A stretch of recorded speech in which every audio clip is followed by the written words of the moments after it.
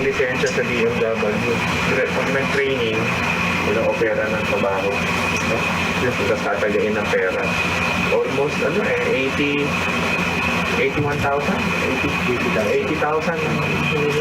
Magpa-party sana ngayong araw ang mga kawani at mga trainee ng Match Trend Training and Assessment Center dito sa kanilang opisina sa Quezon City. Ngunit ang kanila sanang masayang pagtitipon, napalitan ng lungkot. Itinaon kasi ng Department of Migrant Workers ang pagpapasara sa kanila ngayong araw. Kasama ang mga kawani ng Philippine National Police at mga barangay official, ikinandado ang training center.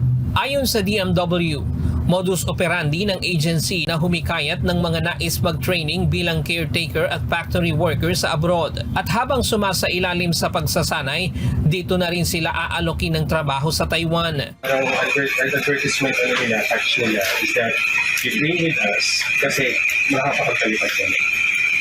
So, yun yung nila. So, for them to get trainees, there's a promise of work, which is no legal na fire.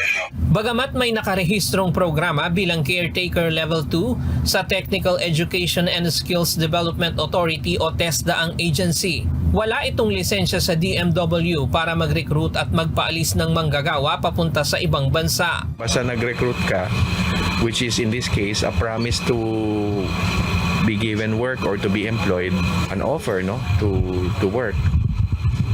Yan ay illegal recruitment na kung wala ka sa talaan ng DMW, which is the case here. O yan ang storya dito. Pagka may plano ka mag-offer ng trabaho sa abroad, mangako ng trabaho sa abroad, ay dapat lisensyado ka ng Department of Migrant Workers.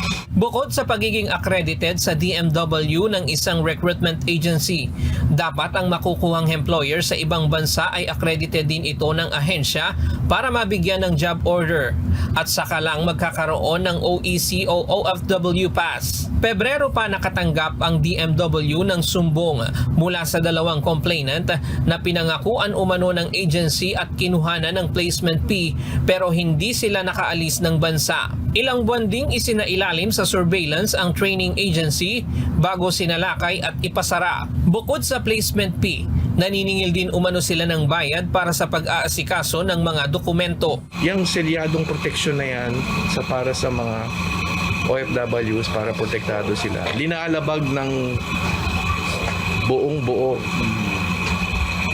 Dinurakan ng buong buo, dinurog ng buong buo nitong establishmento na to. Tikom naman ang bibig ng mga nadat ng kawani at estudyante ng training center.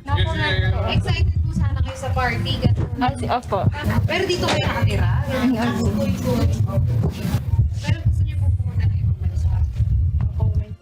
Ito na ang pang-anim na illegal recruitment agency na ipinasara ng DMW ngayong taon at kahit holiday season na, hindi sila titigil sa pagpapasara ng mga agency na nanloloko at nananamantala ng mga kababayan na ibig lamang makapaghanap buhay ng maayos sa ibang bansa. Ryan Lacanlale, UNTV News and Rescue. Diyos ang aming sandigan, serbisyo publiko ang aming pinahahalagahan.